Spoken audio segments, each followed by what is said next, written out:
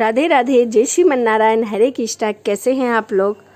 आशा करते हो कि भगवान हरे की कृपा आप सभी पर बनी रहे और सभी अच्छे हों। और आज हम सुनेंगे मोहन के गोपाल। तो चलिए ज़्यादा देरी ना करते हुए वीडियो को शुरू करते हैं।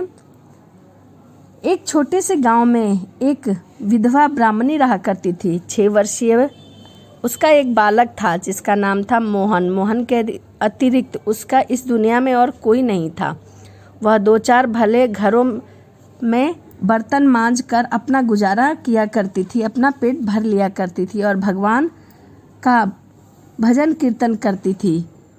भीख मांगकर बालक को पढ़ाती थी और स्वयं उपवास कर लेती थी। यह कार्य किया करती थी और इस तरह से उसकी गृहस्थी चल रही थी। ब्राह्मणी को लगा कि ब्राह्मण के बालक को 2 अक्षर ना आए यह ठीक नहीं है। गांव में पढ़ाने की व्यवस्था न होने के कारण गांव से 2 कोस पर दूर एक पाठशाला थी। ब्राह्मणी अपने बेटे को लेकर वहां गई। उसकी दरिद्रता तथा रोने पर दया करके वहां के अध्यापक ने बच्चे को पढ़ाना स्वीकार कर दिया।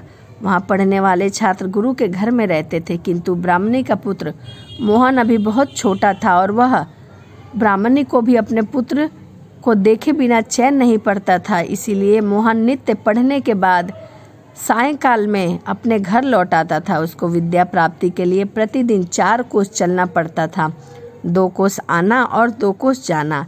मार्ग में कुछ दूर पर जंगल था। शाम को लौटने में अंधेरा होने लगता था।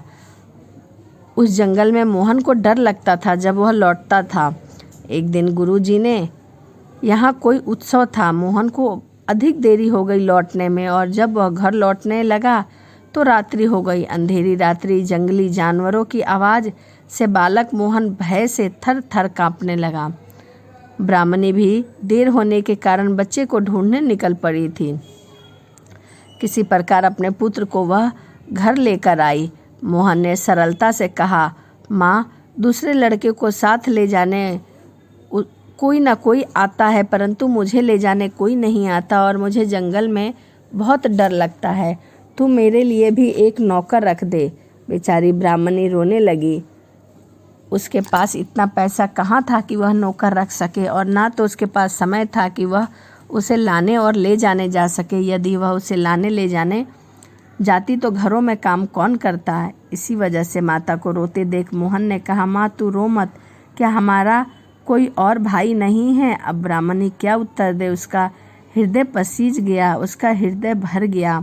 उसने कहा, बेटा, गोपाल को छोड़कर हमारा और कोई नहीं है। बच्चे की समझ में इतनी बात आई कि कोई गोपाल उसका है। उसने पूछा, गोपाल कौन है?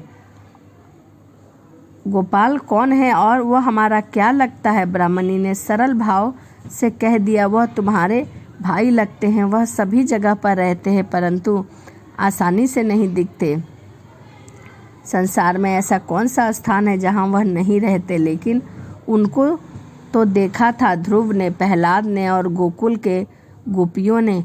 बालक को तो अपने गोपाल भाई को जानता था, उसके अलावा उसके दिमाग में कुछ भी नहीं घुसा। उसने पूछने लगा, माँ, गोपाल मुझसे छोटे हैं या बड़े? अपने घर में आते हैं या नहीं? माता ने उसे बताया, तुमसे वह बड़े हैं और घर भी आते हैं, पर हम लोग उन्हें देख नहीं सकते। जो उनको देख पाने के लिए व्याकुल होते हैं, उसी के पुकारने पर वह उनके पास दौड़े चले आते हैं। मोहन ने कहा, जंगल में आते समय मुझे बड़ा डर लगता है। मैं उस समय खूब व्याकुलता हो जाता हूँ। वहाँ पुकारूंगा तो क्या पता गोपाल भैया आ जाएं। माता ने कहा, तू विश्वास के साथ पुकारेगा तो वह जरूर आएंगे। मोहन की समझ में इतनी बात आई कि जंगल में अब डर लगने की ज़रूरत नहीं है। डर लगे और व्याकुलता हो तो पुकार लूँगा मेरे गोपाल भैया को। मेरे गोपाल भैया पुकारते ही आ जाएंगे। ऐसा वह मन में विश्वास करते हुए चला गया। दूसरे दिन पाठशाला से लौटते समय वह वन में पहुंचा। उसे डर लगा। उसने पुकारा, गोपाल भाई, ओ गोपाल भाई, तुम कहाँ हो? मुझे यहाँ बहुत डर लग रहा है। मैं व्याकुल हो रहा हूँ। गोपाल भाई कई बार आवाज़ दी। जो दीन बंधु हैं, दीनों के पुकारने पर वह कैसे नहीं बोलेंगे? मोहन को बड़ा ही मधुर स्वर सुनाई पड़ा, भैया तू डर मत, मैं यह यहाँ हूँ, मैं आ रहा हूँ। यह स्वर सुनते ही मोहन का भय भाग गया। थोड़ी दूर चलते ही उसने देखा एक बहुत ही सुंदर ग्वाला उसके पास आ गया। वह हाथ पकड़कर बातचीत करने लगा, साथ साथ चलने लगा, उसके साथ खेलने लगा। वन की सीमा तक उसे पहुंचाने भी आया और पहुंचाकर स्वयं लौट गया। गोपाल भैया को पाकर मोहन का भय दूर हो गया। घर आकर उसने जब माता को यह सब बातें बताई तब वह ब्राह्मणी हाथ जोड़कर गदगद होकर अपने प्रभु को प्रणाम करने लगी। उसने समझ लिया जो दयामयी द्रौपदी और गजेंद्र की पुकार पर दौड़े चले आते हैं, वह मेरे भोले बालक की पुकार पर भी वही आए थे। ऐसा ही नित्य होने लगा। एक दिन उसके गुरुजी के पिता का श्राद्ध होने लगा। सभी विद्यार्थी कुछ न कुछ भेंट देने के लिए आए। गुरुजी सबसे कुछ न कुछ लाने को कह रहे थे, परंतु मोहन ने भी सरलता से पूछा, गुरुजी मैं क्या लेके आऊं? गुरु को ब्राह्मणी की अवस्था का पता था। उन्होंने कहा, बेटा तुमको कुछ भी नहीं लाना है। लेकिन मोहन को यह बात कैसे अच्छी लगती। सब लड़के लाएं और मैं क्यों ना लाऊं? उसके हट को देखकर गुरुजी ने कह दिया, अच्छा तुम 1 लोटा दूध ले आना। हम घर जाकर मोहन के माता से गुरुजी के पिता के श्राद्ध की बात कही और यह भी कहा कि मुझे गुरुजी ने 1 लोटा दूध लाने की आज्ञा दी है। माँ मुझे कल 1 लोटा दूध दे देना। ब्राह्मणी के घर में कुछ भी नहीं था जो वह उसे देती और दूध देती। मांगने पर भी उसे दूध कौन देता। लेकिन मोहन ठहरा बालक, वह रोने लगा। अंत में माता ने उसे समझाया, तू गोपाल भैया से दूध मांग लेना, वे अवश्य प्रबंध करके तुझे देंगे, क्योंकि मेरे पास दूध नहीं है। दूसरे दिन मोहन ने जंगल में गया और गोपाल भाई को जाते ही पुकारा और मिलने को कहा। आज मेरे गुरुजी ने पिताजी के श्राद्ध के लिए मुझसे 1 लोटा दूध मांगा है और मेरी माँ ने कहा है कि मेरे पास नहीं है, अपने गोपाल भैया से मांग लेना, सो मुझे 1 लोटा दूध ला कर दे दो। गोपाल ने कहा, मैं तो पहले से ही 1 लोटा दूध भरकर तुम्हारे लिए लाया हूँ, लो तुम इसे ले जाओ। मोहन बड़ा प्रसन्न हुआ। पाठशाला में गुरुजी दूसरे लड़कों के उपहार देखते और रखने लगते थे। मोहन हंसता हुआ पहुंचा। कुछ देर तो वह प्रतीक्षा करता रहा कि उसके दूध को भी गुरुजी देखेंगे, पर जब किसी का ध्यान उसकी ओर न गया तो वह बोला, गुरुजी मैं आपके कहे अनुसार 1 लोटा दूध लाया हूँ। गुरुजी ढेरों चीज़ें संभालने में व्यस्त थे। मोहन ने जब उन्हें स्मरण दिलाया तब झुझकाल कर बोले, जरा सा दूध लाकर, यह लड़का कान खाए जाता है, जैसे इससे यह निहाल कर देगा। इसका दूध किसी बर्तन में डालकर हटाओ इसे यहाँ से। मोहन अपने इस अपमान से खिन्न हो गया। उसका उत्साह चला गया, उसके नेत्रों से आंसू गिरने लगे। नौकर ने लोटा लेकर दूध कटोरे में डाला तो कटोरा भर गया, फिर गिलास में डाला तो वह भी भर गया, बाल्टी में डालते ही बाल्टी भी भर गई। भगवान के हाथ से दिया वह 1 लोटा दूध तो जैसे अक्षय था। नौकर घबराकर गुरुजी के पास गया। उसकी बात सुनकर गुरुजी तथा और सब लोग वहां आए। अपने सामने एक बड़े पात्र में दूध डालने और उन्होंने कहा, पात्र भर गया पर लोटा तनिक भी खाली नहीं हुआ। इस प्रकार बड़े बड़े बर्तनों में दूध भरे गए और सभी बर्तन अपने आप भर गए। अब गुरुजी ने पूछा, बेटा तू दूध कहाँ से लाया है और किसने दिया है? सरलता से बालक ने कहा, मेरे गोपाल भैया ने मुझे यह दूध दिया है। गुरुजी और चकित हो गए। उन्होंने पूछा, गोपाल भाई कौन है? तुम्हारा तो कोई भी भाई नहीं है और यह मुझे कहाँ मिलेगा? मोहन ने दृढ़ता से कहा, क्यों नहीं, गोपाल भाई मेरा बड़ा भाई है, वह मुझे रोज वन में मिल जाते हैं। माँ कहती है कि वह सब जगह पर रहते हैं, सभी को दिखाई देते हैं, परंतु वह उन्हीं से मिलते हैं जो उन्हें व्याकुलता होकर पुकारते हैं, तभी वह आ जाते हैं। उससे जो कुछ मांगा जाए वह तुरंत दे देते हैं। अब गुरुजी को सब कुछ समझ आ गया था। मोहन को उन्होंने हृदय से लगा लिया।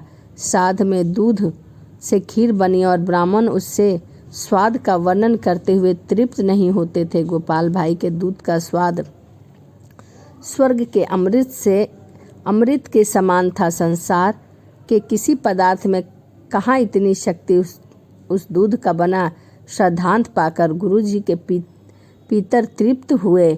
माया से मुक्त हुए। श्राद्ध समाप्त हुआ। संध्या को जब सब लोग चले गए तब मोहन गुरुजी ने मोहन को रोक लिया। अब उन्होंने कहा, बेटा मैं भी तेरे साथ चलता हूँ, तू मुझे अपने गोपाल भैया के दर्शन एक बार अवश्य करवा देना। मोहन ने कहा, ठीक है, चलिए गुरुजी। गोपाल भाई तो पुकारते ही आ जाते हैं। वन में पहुंचकर उसने पुकारा, गोपाल भाई, परंतु उत्तर उसे कुछ भी नहीं सुनाई पड़ा। आज तुम अकेले तो नहीं, तुम्हें डर क्यों लग रहा है? फिर मुझे क्यों बुला रहे हो? मोहन ने कहा, मेरे गुरुजी तुम्हें देखना चाहते हैं, तुम जल्दी आओ। जब मोहन ने गोपाल भाई को देखा तो गुरुजी ने कहा, आपने देखा मेरा भाई कितना सुंदर है और कितना प्यारा है। गुरुजी कहने लगे, मुझे तो दिखता ही नहीं है, मैं तो यह प्रकाश मात्र देख पा रहा हूँ। अब मोहन ने कहा, गोपाल भाई, तुम मेरे गुरुजी को दिखाई क्यों नहीं पड़ रहे हो? उत्तर मिला, तुम्हारी बात दूसरी है, तुम्हारा अंतकरण शुद्ध है, तुमसे सरल विश्वास है, अंत में तुम्हारे पास आता हूँ। परंतु तुम्हारे गुरुजी का जो प्रकाश दिख रहा है उनके लिए वही बहुत है, उनका इतने से ही कल्याण हो जाएगा, क्योंकि इनका भाव सरल नहीं है। उस अमृत भरे स्वर को सुनकर गुरुदेव का हृदय गदागद हो गया।